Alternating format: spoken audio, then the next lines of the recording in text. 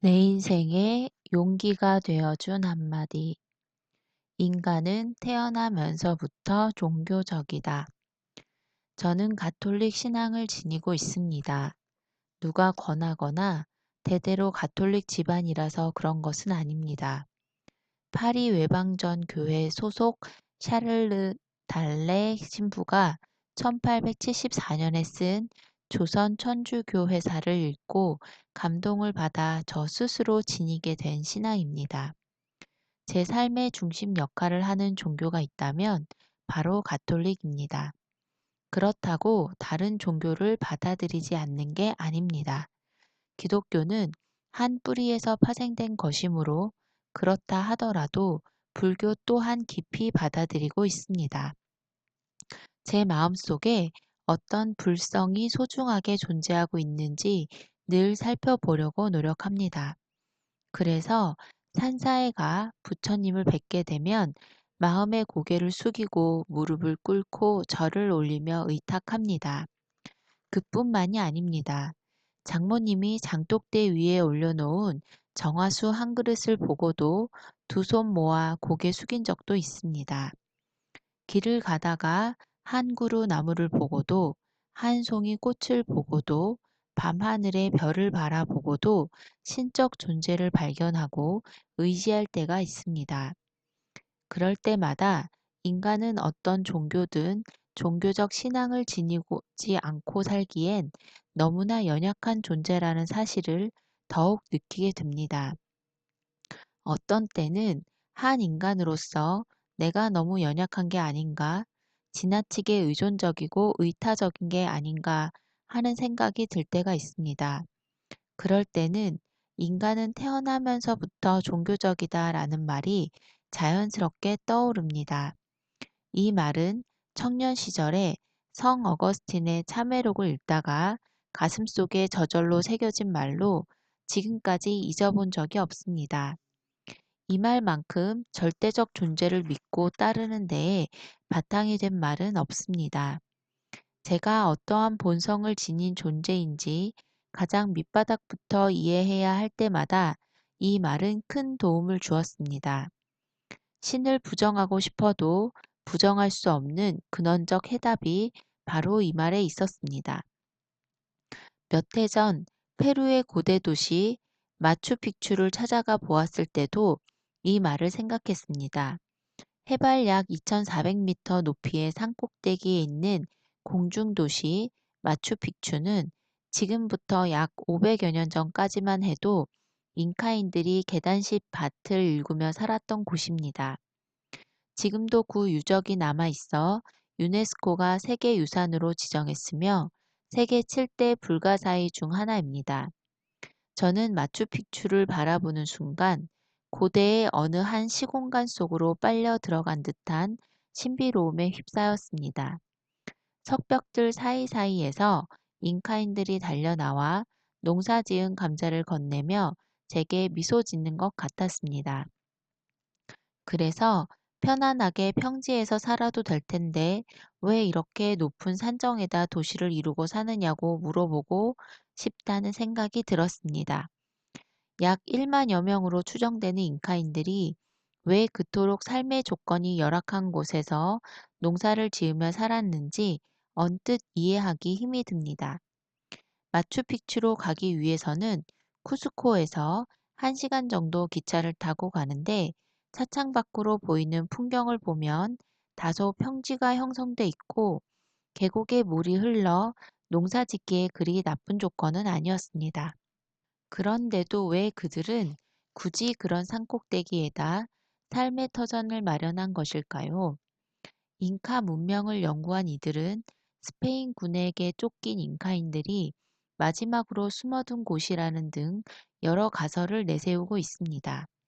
저는 마추픽추 전체가 하나의 신전이 아니었을까, 삶의 터전으로서의 도시라기보다 그들이 섬긴 태양신을 위한 신전으로서의 도시가 아니었을까 하는 생각을 해보았습니다. 마추픽추에 실제로 태양을 붙들어 두는 돌막대 설치물이 있고 태양의 신전으로 일컬어지는 석축 구조물이 있어 그런 생각을 한 것은 아닙니다. 고대인이든 현대인이든 인간이라면 누구나 다 자기만의 신전이 삶의 절대적 요소라는 생각이기 때문입니다. 더욱이 고대 잉카인들에게 신전은 삶의 전부였을 것입니다. 그래서 태양과 보다 가까운 산정에 신전을 세우지 않았을까 하는 생각이 들었습니다. 그러니까 마추픽추는 인간을 위한 도시라기보다 신을 위한 도시라는 게 제 생각입니다. 저의 그러한 생각은 페루 남서부의 작은 사막 도시 나스카 평원에 그려진 그림들을 보면서도 마찬가지였습니다.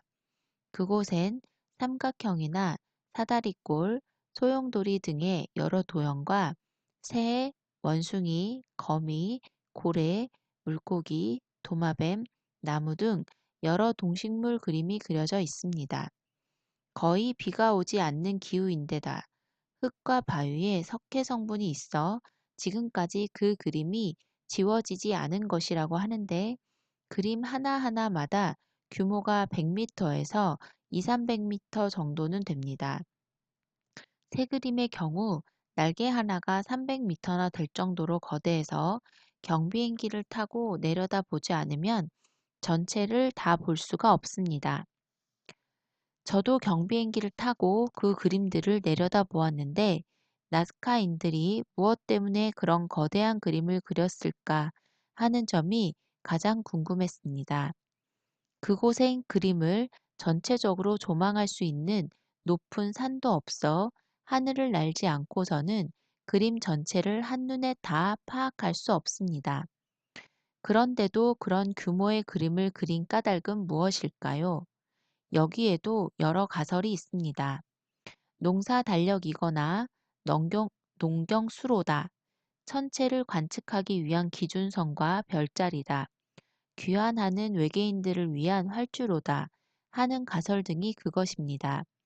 그렇지만 저는 나스카인들이 섬긴 별의 신에게 자신들의 마음을 바치는 구체적 행위가 그런 그림으로 나타난 게 아닌가 하는 생각이 들었습니다. 고대인이든 현대인이든 인간은 태어나면서부터 종교적 존재입니다. 종교적 존재이기 때문에 인간입니다. 현대인들 중에는 흔히 나는 종교가 없다고 말하는 이들이 있는데 이는 태어날 때부터 나는 심장이 없다고 하는 것과 같습니다. 고대인들은 현대인들처럼 종교가 없다는 말은 하지 않았을 것입니다. 그들은 자신들이 종교적 존재이며 삶의 전체가 그들이 섬기는 신의 영역 안에서 이루어지고 있다는 것을 확신했을 것입니다. 잉카인들은 스페인군과 싸울 때 태양이 떠 있는 낮에만 싸우고 밤에는 싸우지 않았다고 하는데 낮에 싸워야 그들이 섬기는 태양신이 도와준다고 믿었기 때문입니다. 이 얼마나 절대적 믿음입니까? 그런 의미에서 저는 고대인들의 인간적 종교성이 마추픽추라는 산정 도시나 나스카의 그림으로 나타난 것이라고 생각해 봅니다. 인간은 신에 대해 자신을 나타내지 않고는 살 수 없는 존재입니다. 현대인이라고 해서 신에 대해 아무런 인간적 표현을 하지 않고 살아가는 것은 아닙니다. 미처 깨닫지 못하는 사이에 어떠한 형식으로든 하루하루 자기 나름대로 종교성을 표현하고 살아갑니다. 따라서 현대인에게도 신전 없는 삶은 있을 수 없습니다. 누구나 삶의 중심에 자기만의 신전이 존재해 있습니다. 저는 고대인이 아니므로 마추픽추와 같은 거대한 신전은 건설하지 않아도 될 것입니다. 제가 마음속에 꼭 지어야 할 신전은 사랑의 신전일 것입니다. 그것이 절대자가 기뻐하는 신전이 되기 위해서는 사랑을 실천하는 실천의 신전이 되어야 할 것입니다.